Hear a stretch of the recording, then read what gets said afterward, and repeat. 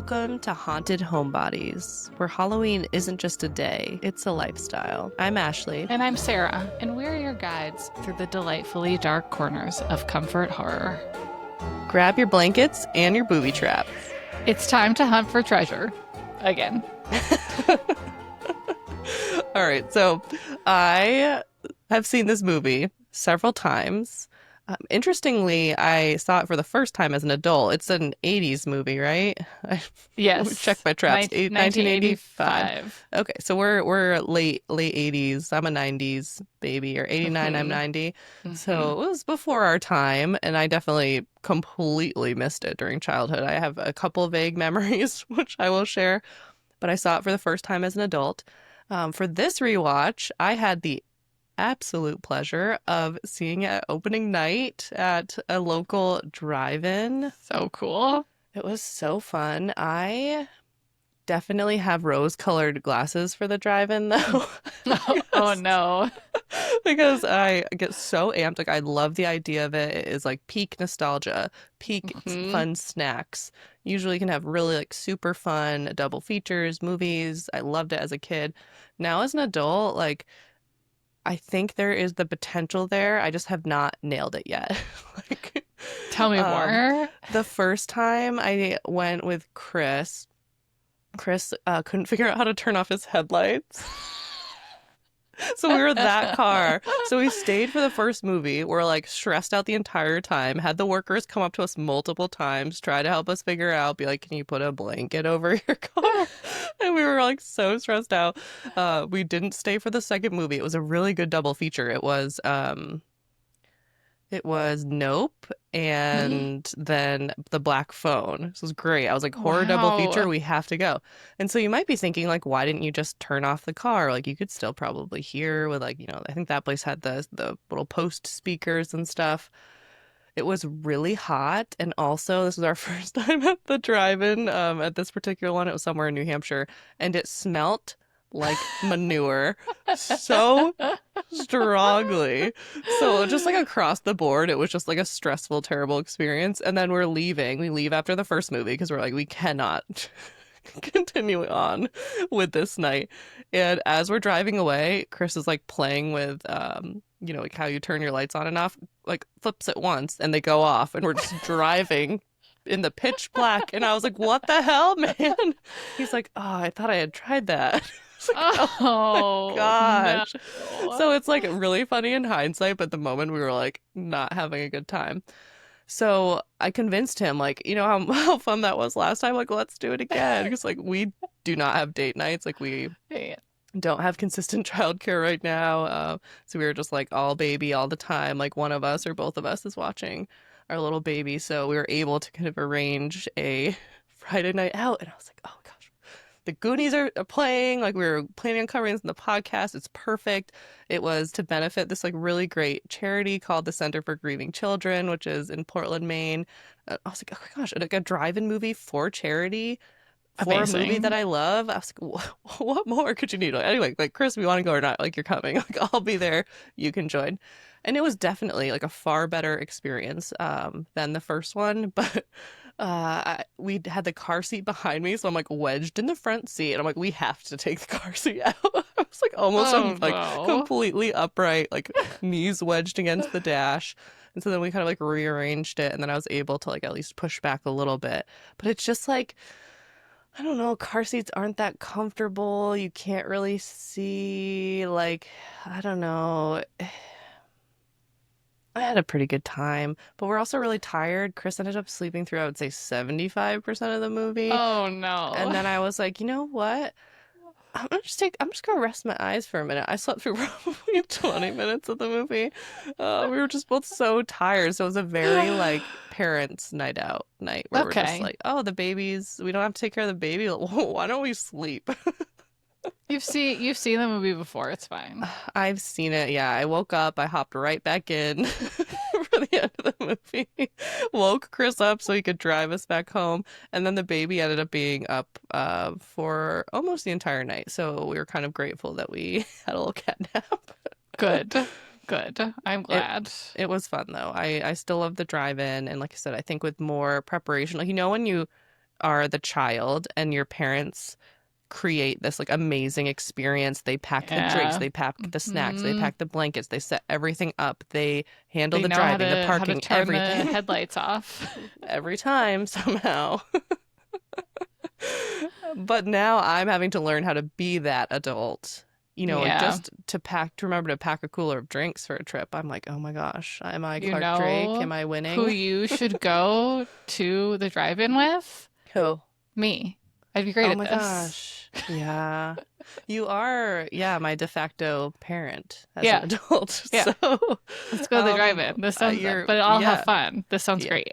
Yeah, okay, perfect. We're gonna go all out. I think with the right amount of like bandwidth and planning, it would be like slam dunk. Yeah. Just add Yeah. because we have that theater we want to go to in Pennsylvania that does like all October does Right. horror Hmm. movies. Hmm. We're gonna plan a random ass trip to Pennsylvania just to go there. It's gonna Why be not? great. It's gonna be Yes. great. Yes. Have you seen this movie before, or was this another first time watch for you? Okay, so we're going to get through this quick because this is a fun podcast and this is not a downer podcast. I Oh have seen no. this movie once before. I do not remember any of it, not a second. And that is because the only time that I saw this movie was in sixth grade. They put this on in the classroom. We must have been in different classes in sixth grade. They put this on in the classroom to distract us on September 11th, 2001. Oh no. So I don't Oh shoot. remember anything about this movie Yeah. besides the fact that we watched it. I So may I have just been there. rewatched it. Yeah, Yeah, I yeah, may have it's been there and just like possible. disassociated like from the Well, event. I obviously did. I Yeah. nothing looked familiar about it. I have no memories of it. Wow. Okay. Yeah, so I went in Anywho, fresh. I went in fresh. Moving yeah. on. So we'll say this was your first watch Yeah. spiritually. What did you think? Give me your initial thoughts, feelings, reactions. My first thought is holy overstimulation. Really?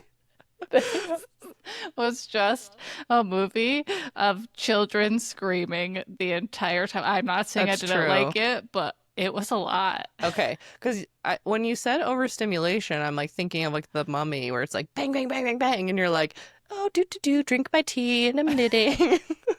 This one just seems like way more chill. There's a lot of action in some of the sequences, like a lot Mhm. of just like cuts and like more, more, more. But now that you say the children screaming, I guess that doesn't faze me as much now I think that's as probably someone right. who has a baby who babies cry. They Yeah. cry. They make a And, lot of and you noise. know what?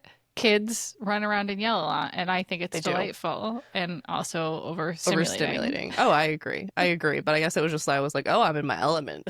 Yeah, yeah. I I'm in love my that. I love that zone. for you. I'm in my zone. Well, I do want to tell you really quick the first time that I saw it, because although it was with an ex-boyfriend, he who shall not be named, that sounds like a That little bit more one. dramatic than it is. But uh, No, no, no. He was awful. I I was hope living you're in San. listening to this. There's no chance. Um, he was he was living in San Francisco, so I was like, you know what? I'm gonna live in San Francisco. That makes me sound bad, but it's true. So I went to San Francisco. That part, aside from like the shitty relationship, was awesome. I really, it really opened my life to a lot. I Hmm. was, like an East Coast gal, was never planning on leaving. It was so far out of my comfort zone that like I couldn't even see my comfort zone. I didn't know who she was. I didn't know what she looked like. But anyway, I was there. We won't get too deep into the weeds of my history. I was like, really quick, let me tell you. And then I'm like, I was emotional and should have started therapy then, but waited several years. Anywho, he suggested we go see this movie, and it was at this theater that was so cool. He lived in the neighborhood, the Castro in Hmm. San Francisco. Love that neighborhood. And in it, they have what's called the Castro Theater. Very creative, but it's vintage. It's got a neon sign. They have an organ player who plays before the movies, and they play like exclusively like fun, nostalgic, classic, different movies and have these just super fun events. So they're showing the Goonies. So I went and I saw it there, and it's just like, how the experience and the atmosphere can just make it like so much more fun. And I'd never seen Yes. it. And I was like, why don't I know about this movie? This movie is so fun. So I loved it. It's right up my alley. Nostalgic, adventurous, friendship. Love it. Love it. That is an amazing, amazing first watch. I It love that was. for It you. was. Yeah, It's a everything little but who I different was than there mine. with. It's great. But now I watched it again with my beautiful sweet husband, who is like the exact opposite of that ex-boyfriend. Yes. Yeah, in like every way, which is amazing. Yeah, he's It's just so so true. so nice to me. He who must not be named is appropriate. Yeah, yeah, a little dramatic, but Yeah. I did want to tell you, just to make you fall in love with this theater even a little bit more. I looked at their Instagram and I'm like, what have they been up to? They're currently renovating, but they did do a Halloween movie marathon last year. It was on the Saturday, one of the Saturdays around Halloween, and it was from like 1 till, I don't know, 11 at night or something. And they showed Death Becomes Her, Edward Scissorhands, Hocus Pocus, then had a break for a costume contest, and then finished up with the Rocky Horror Picture Show. They seem delightful. So good. So good. I miss San Francisco, but you know what? Let's talk about the Goonies some more. Why don't you introduce the movie for us? Yes, absolutely. So The Goonies was released before either of us were born on June 7th, 1985. It's a family adventure movie. I think that's pretty clear cut. Family adventure movie, rated 7.7 out of 10 on IMDb, and it has a 77% critics and 91% audience score on Rotten Tomatoes. Those are pretty solid, and those make sense to me. Yeah, Yeah. I went on Reddit because I am addicted. And I don't know. I think I was like wondering, you know how when you like a movie and then you realize like, should I like this movie? Like, is this movie isn't like canceled by any means, and like it's pretty Oh. delightful. It has a few moments, but I was like, maybe I'm just like the only one who really likes it. I Oh don't know why I had no. this, People but love this. yeah, and there was, of course, it's Reddit, so it's just like snarky, snarky, snarky. And a lot of people were like, "Oh, it's overrated. I hate that what it did for movies, and it made '80s like nostalgia adventure movies a thing." And I was like, "What rock did you just crawl out of to like complain about fun and merriment '80s style?" There's always Ridiculous. somebody. There's always going to be somebody. Well, if you would like to Yeah. watch this movie along with us, it is currently streaming on Tubi and HBO Max, formerly known as Max, formerly known as HBO Max, formerly known as HBO. Yeah. Yeah. We're Stop. back. HBO Max. We're Are back. we? I missed that. Okay, They they need just to stop. rebranded. I Yes. it's just like every time the icon is different on my little streaming thing, I'm like, what is going? Well, I can't find it. I was looking for the blue and I'm looking for the gray. Anywho, I'm Pretty gonna read this silly. synopsis because you plug this in and it kind of made me crack up. When two brothers find out they might lose their house, they are desperate to find a way to keep their home. They find a treasure map and bring some friends along to find it.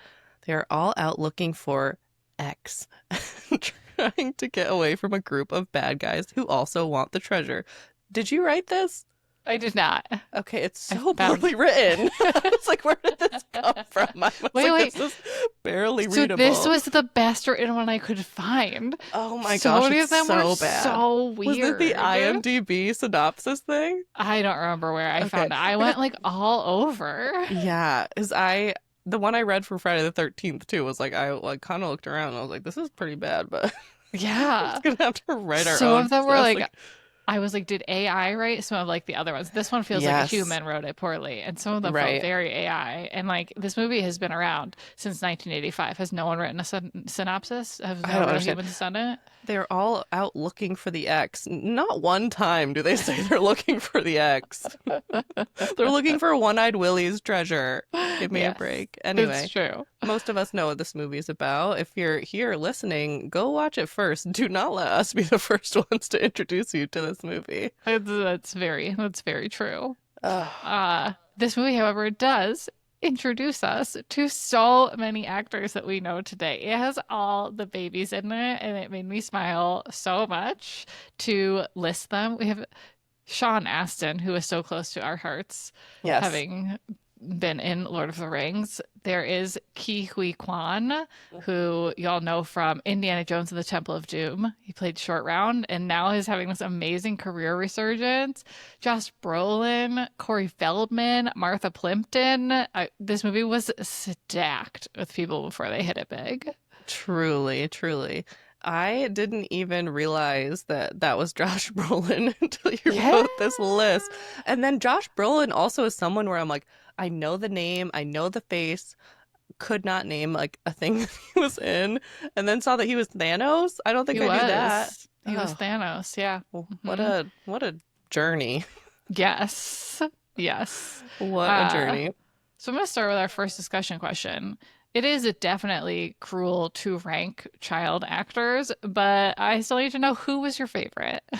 Oh, I mean, it's got to be Sean Astin for me, He's hands so down. He is cute. so cute in this movie, and like my love for Sean Astin just transcends every movie that he's in. I feel like his warmth radiates through the screen. Like he actually recorded a little message for this charity to be played before the movie. Oh Like my I God. know, he's just so sweet and yeah, I love his character in this movie. But I don't know, I think in general, and this is a problem that I have, and one that if I ever were to like write a screenplay, one that I would like to rectify, all of the male characters are very likable and have a lot of Hmm. redeeming qualities. I do not really care for the two female leads. Yeah, yeah. I They are mean, annoying. Martha Plimpton's character, I think her name is Steph, is like supposed to be annoying, and that's Yeah. really lame. I And actually like her then, better than the yeah, what's the other girl, the I supposedly don't popular remember. one. Well, there you go. That's The how one I that feel Josh about her. Brolin likes. Yeah. Yeah, she's very boring and Uh, one-dimensional. Yeah, yeah. Yeah. yeah, And I don't know. They play off stereotypes they about young do. girls and they're going along for the adventure, but they're very much going along for the adventure. Like the only way that they contribute is her playing the piano like semi badly. It kind of feels like they should have just made the movie without them. Yeah. I was actually surprised there were girls in the group. Like this, a movie about a group of little boys would have been fine to have just been a movie about a group of little boys, I think. Yeah, I agree. They like if you think about their roles and then you take them out, like it would be so easy to like not miss them. The thing that I was saying that I want to rectify, it's not only just having better female characters, but I want like this version, which is like the fun group of young male friends that also is in like Stranger Things with like there's a couple girls in Hmm. there and much better characters in that show. Yes. But obviously like they had time to correct some of the mistakes. That was obviously that show was heavily inspired by the Goonies. That's pretty clear. Like Yes. 80s nostalgia, Steven Spielberg, etc. But what I would want is just like that same thing, but with a group of girls. Like I want them to be all girls, Yeah. young friends, just as adventurous, just as like getting involved in stuff, going Totally. after adventure. I would love that. We need that. We need more of that if it's out there. I haven't seen it. Hollywood, mine our podcast. We have had nothing but great ideas for you. I know. I We're giving them know. out for free. Honestly, if we just like had at all a role to play in making these decisions, we'd have some fun stuff come out of it. We've got it. Okay, Yeah. well, okay. Sean Astin, Mikey, he's so cute. He's so earnest. He's my second favorite. Mm. But I just love Dada. I think Oh he's yeah. hysterical. I think that Kihu Kwan is so good. He is like so goofy with all his little inventions, always poking out all the time. But then he also like he just gets pissed sometimes, and I just kind of appreciate that about him. Yeah, I agree. He's so adorable. I actually think the all of the boys are like really well-rounded characters and Yeah. have very unique traits, but they're all like believable and well developed. Like I Yeah. really love Chunk. I mean, aside from the Yeah. rude nickname, and that was definitely an 80s thing where it's just like Yeah. being a chubby kid is just like it's fair for you to be the brunt of the joke, which is not cool, but very common of that time. But Chunk was so funny. Like there are so many little Yeah. one-liners he has, like when they're um fake torturing him, trying to get information out of him, and he does that whole where they're like, I want you to tell me everything. And then he's like, everything, and they're like, everything. And then he's like, oh, when I was 5, and I get he like starts telling his entire life story, like he's like confessing to a priest. That scene gets me every time. Oh my He's gosh, I just so love him. good. He's so cute. And Mouth is fun too. He's like not really my cup of tea in terms of humor, but love Corey No. Feldman. Corey Still fun. Feldman, his acting is so So good good. though. Like So Mouth good. is annoying, sure, Yeah, he's supposed to be. But right. like the accents he does, the attitude he has, like, Corey Oh, he's Feldman was so good. unbelievable. He's good in everything, and he just like he is 80s nostalgia. Yes. Yes, very much. He's great.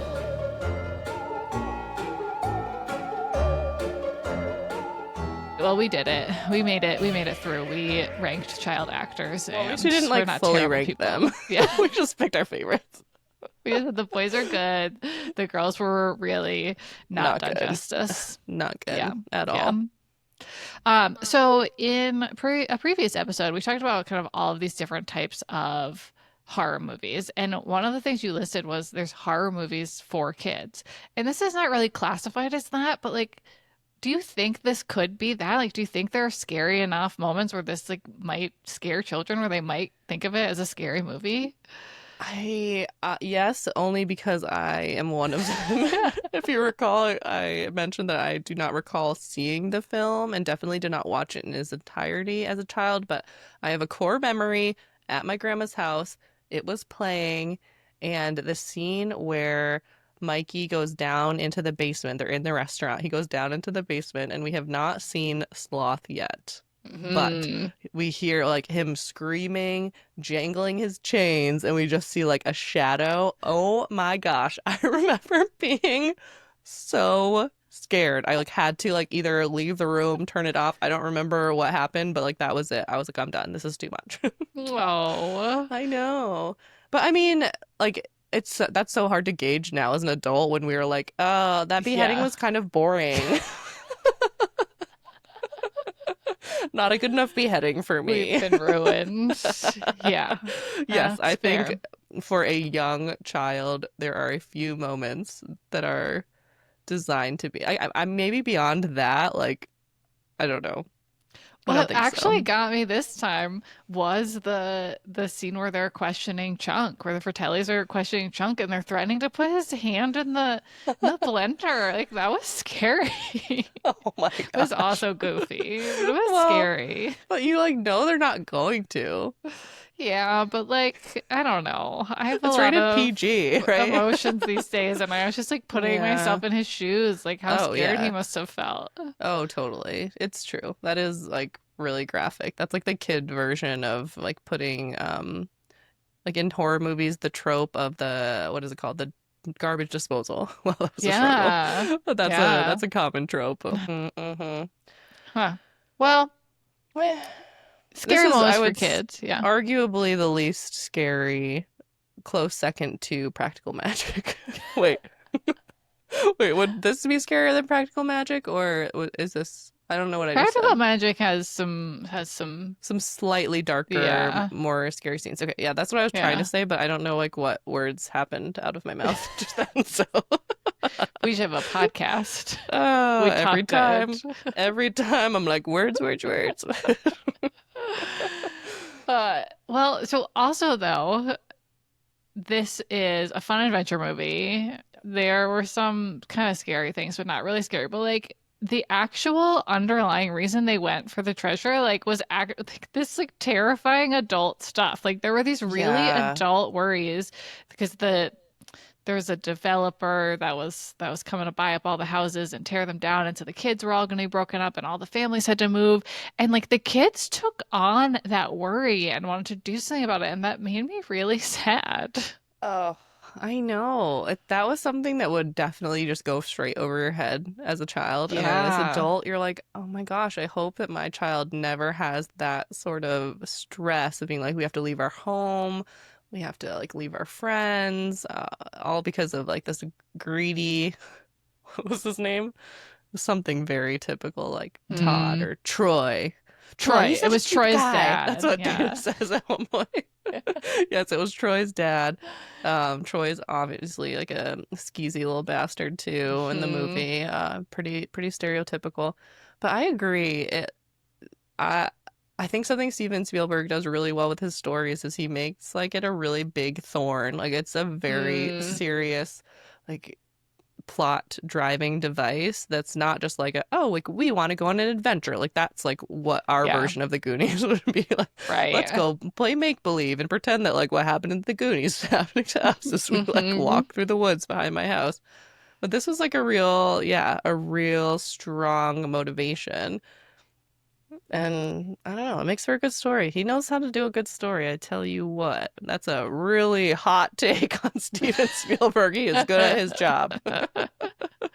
Well, so this was the story is by Spielberg. The screenplay was actually written by Chris Columbus, who directed one or two of the Harry Potter movies. Actually, I thought that was Oh interesting. yeah, I was like, I know that name because like one because it's Christopher Columbus, Yeah, but um, easy to remember. yeah. Yeah, go ahead. No, I was gonna say I have a lot of trouble keeping track of like who does what in movies, and then it like really blends. Like there can be someone who's like written by, directed by, and produced by Steven Spielberg. And then like, I have so much trouble deciphering like who does what job and then what they actually do. Like, what does a producer actually do in a movie? I don't know. Don't tell me because like that would be boring. It's a struggle I have. We know Steven Spielberg is awesome. Yeah, That's all we're totally. all.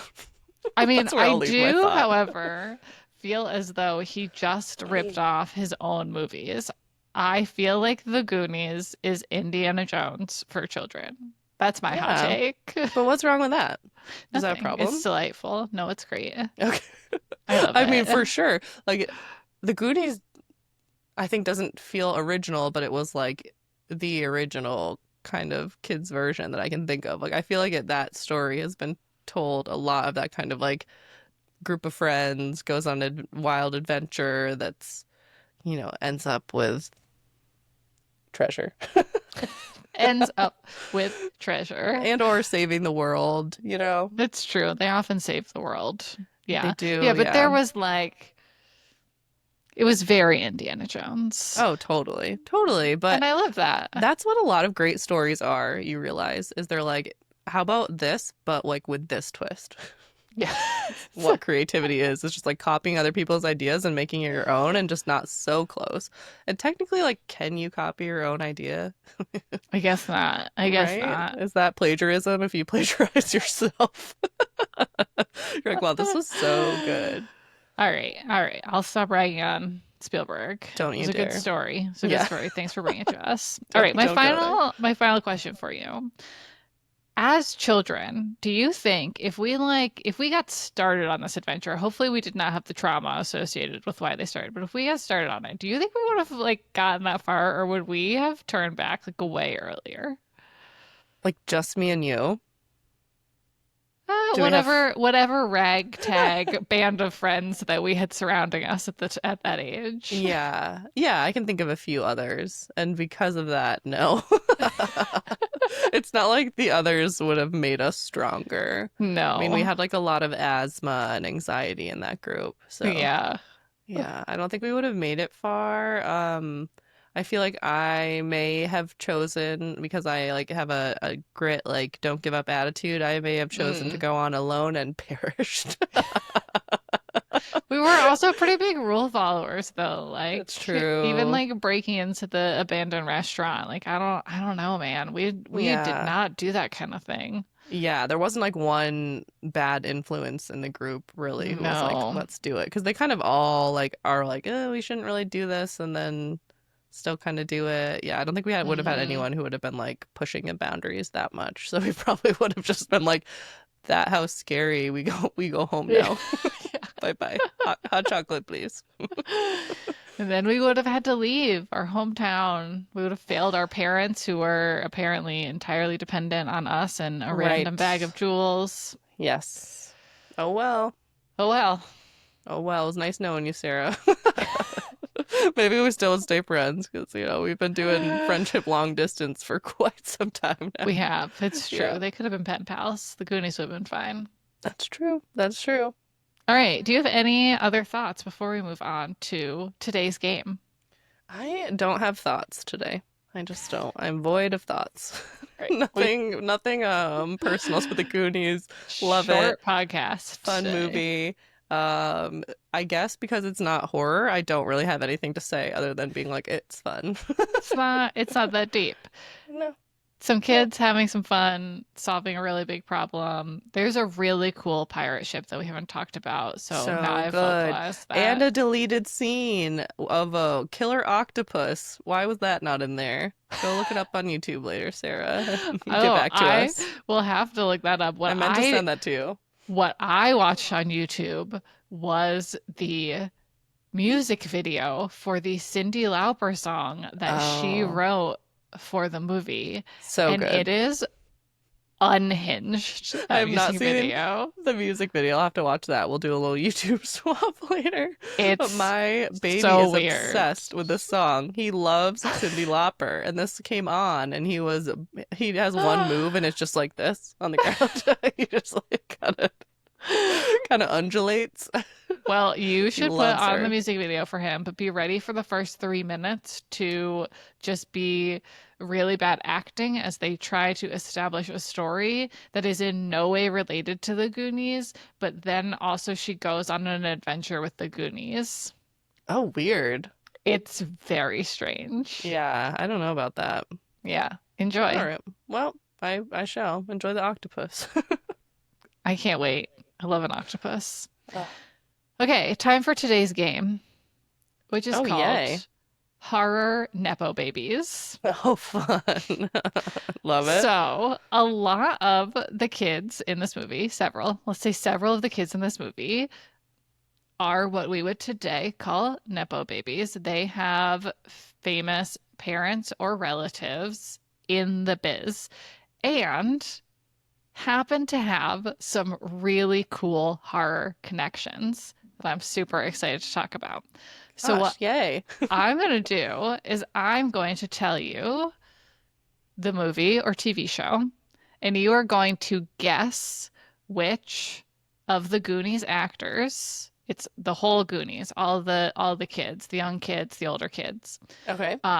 which of those actors is related to someone who played a major role in that movie or TV show. Oh my gosh. Wow. Okay. It's gonna be some straight up guessing, I think. We're gonna have a good time. Yeah. I'm like, that is such a leap for my brain right now, but I don't, even on a good night, I don't think I would get it. So hit me. I'm All ready. right, okay. We're gonna start with the 1979 version of the Amityville Horror. Oh, Josh Brolin's dad. Yeah, you've got it. Yep. Ding, Yeah, ding, ding. We're back on you horror, so I'm like, I win. got it. That's That might be great. it, though.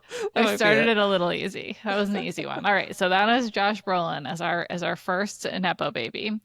The next one is the 1960s TV show of the Addams Family. Oh, wow. No idea. No idea. Okay, I'll just Give say me a Martha guess. Plimpton. Good guess, but no. Sean Astin. So Sean Astin's adoptive father, who must have been in his life from a very early age because his name is John Astin, played Gomez in the original Addams Family TV show that ran from Oh. 1964 to 1966. I didn't know he was a Nepo baby. Yeah. Also a Nepo baby. Wow. All right, this is going to be our hardest one. Oh God. Okay. There, this person was actually in a ton of horror movies around the 1940s.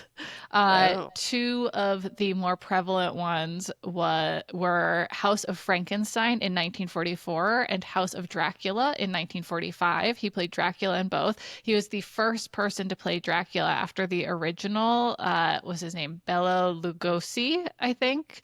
So he was a big deal back in the 1940s. This was the grandfather of Corey Feldman? Good try.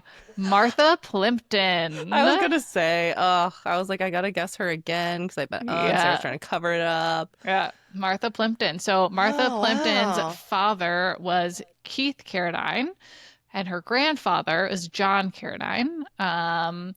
The most famous of the family that we all would recognize is David Carradine, who's in a lot of Carradine, probably David Carradine, No idea. who's in Kill Bill, among a lot of other movies. So those are our Wow. Nepo babies that were in the Goonies. So fun. I love it. Yeah. Also, a little bonus fun fact while we're here, the director of this movie, Richard Donner, also directed episodes of The Twilight Zone and the original Omen movie in Ooh, 1976. that's a scary one. Yeah. We Yeah. watched that at Amanda's house, and I was Yeah. like, "Ooh, this is heavy." Hmm. Usually, we were in for like the silly, campy kind of Yeah. ones, and that was like actually scary, from what I recall. Maybe we'd watch it now, and I'd be like, "Eh, Oh, I think it was probably pretty scary. That's just like, that is scary content. yeah, You really have to mess that up.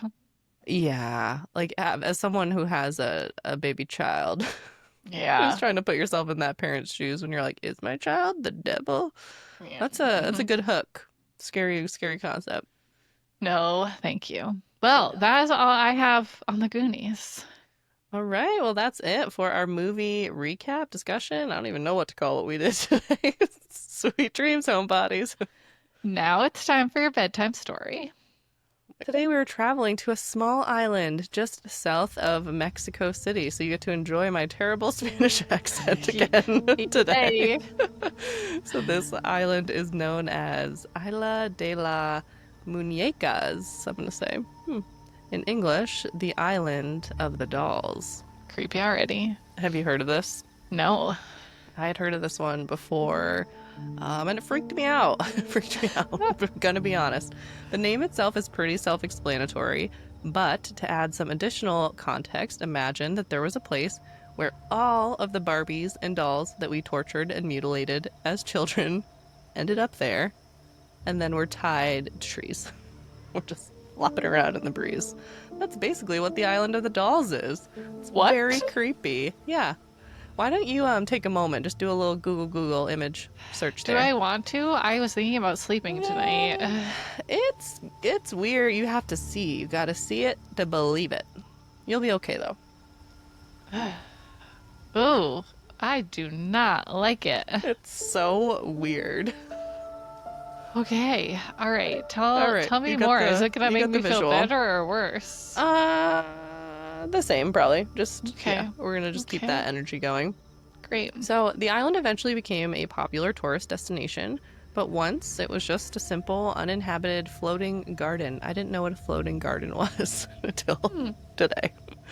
Basically, just like not really an island, it's just somewhere in between. Like it's basically just peat Oh, just and it floats. yeah, Okay. yeah, I All don't right. know.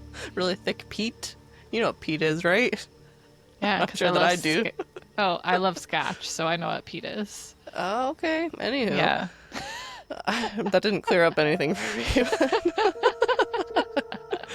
So, like I said, it was uninhabited. That changed in the 1950s when a man named Don Julian Santana Barrera left his You're doing family. great. Wow. Thank you so much. That really hurt my brain. He left his family to live on this small island, and this is on Texhulo Lake. I should have just not even put that in there. I don't know why I'm making it worse. Texhulo. I did not look up how to pronounce that, if you can't tell. Check the show notes if you want more information. Just Google it, it won't be in there. Anyway, while his motivation to leave his family and move to an island alone was unclear, it was possible that he may have been living with one or more mental illnesses. We don't know for sure, though. Shortly after moving to the island, Santana Barrera claimed to have found the body of a young girl who had drowned in the lake. The girl, I know, it's so sad, but we don't even know if this is true, so grain of salt. The girl seemed to have been accompanied by a doll, so he found the body and then found a doll floating nearby. And this was in the canal near the island. Okay. Santana Barrera was understandably devastated that he wasn't able to help the girl, and whether haunted by guilt, grief, or something else, Later that night, he began to hear whispers amongst the trees. Mm-mm. In order to appease what he believed to be the restless spirit of the girl, he hung her doll from a tree near his watery home. But the one doll did not seem to be enough. The whispers continued to torment him, so he continued to hang more and more dolls from the branches of trees throughout the island. I like how I go from like, he, and then I'm like, one night. I'm so breathy. Wow, sorry everyone. I don't know, at some point I just like transition into like creepy storytelling mode. You should keep that for the whole time. I just got really self-conscious about that. Okay. So where was he finding these dolls? He was searching dumpsters, he was scouring the canal, he was just looking for any doll in any way, shape, or form to hang up and add to his collection. He was hoping that the next doll that he would hang would finally make the voices stop. And he did this for the next 50 years. Wow. And many of the dolls were damaged and deformed, had missing limbs, heads, were dirty, were burnt, marred, like they were messed up. Like there is not a normal looking doll in the bunch, and then they're left in the elements, so they just continue to look worse and worse over time. And Santana Barrera claimed that he was not the only one hanging dolls from the trees. He claimed that some appeared as if out of nowhere. They were dismembered and strung up by some invisible force in the night. Whoa. Then, in 2001, Don Julian Santana Barrera was found dead, floating in the canal by his makeshift home in the same place he claimed to have found the little girl all those years earlier. Creepy. Very. Right? It's weird. We don't know, the cause of his death, accidental, heart attack, drowning. But there he was. To honor him, visitors continued to bring dolls to hang on the trees, resulting in the island eventually being filled with hundreds of dolls. And terrifying. Visitors claim, of course, the dolls are evil and possessed. Because, what else could they possibly be, right? Yeah.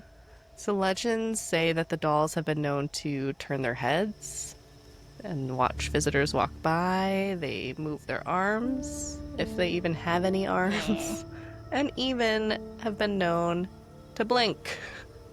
So creepy. Yikes. For some reason, the blinking is the worst for me. I would agree. Oh, it would be the head turn with the blink. That would put me over the edge. Mm-hmm. Then, after nightfall, the dolls are said to come alive and whisper to each other, brought to life by the spirits of the dead. Now, if you were to visit the island of the dolls, you're advised to bring an offering, or else risk being swallowed up by the island and perhaps becoming a doll yourself. Okay, so that's the story of the Island of the Dolls. It's a real place. You could visit it at one point. I'm not sure if you can anymore. I tried to look up kind of the basic details. This is in Mexico, so I obviously can't check up on it in real time here. But the most recent reviews on TripAdvisor were very negative and saying that the original island is either gone or it's been cleaned up or closed, but they're still running some sort of tour to some sort of place. It's like a 4-hour boat trip to either just a random island without dolls or a replica. Yeah, it seemed scam-like. So, if you are planning a visit, I would say do your due diligence and check on that, because it seems like whatever it once was, it's not anymore. I will not be planning a visit. A 4-hour boat ride to go find this sounds like the beginning of a horror movie where you're just screaming at the people, why are you doing this? Obviously, this is a bad idea. Yeah, except for then you just lose, 2,000 pesos in half a day. Probably. And you're like, why are you bringing me to look at this tree? It's just a plain tree. It's a haunted tree. But I hear you. I like you are doing your due diligence, just in a different way. I'm harbinging. I will not be haunted. Okay. Harbinging. Good for you. That's our new word for just anxiety. Yeah. Harbinging. Exactly. That's it. All right. That's all I got. Well, what are we going to talk about next week? Next week is a very important holiday. Aside from Halloween, definitely the second most holiday. Holiday? So the second most holiday of all the holidays, it is Friday the 13th. And in addition to talking about the original 1980 slasher classic, we are also going to be sharing a creepy New England tale about a haunted forest in Randolph, Maine. See you there, if you dare. Thanks for listening to another episode of Haunted Homebodies. Make sure you like and subscribe wherever you listen to podcasts. And remember, when in doubt, just stay home.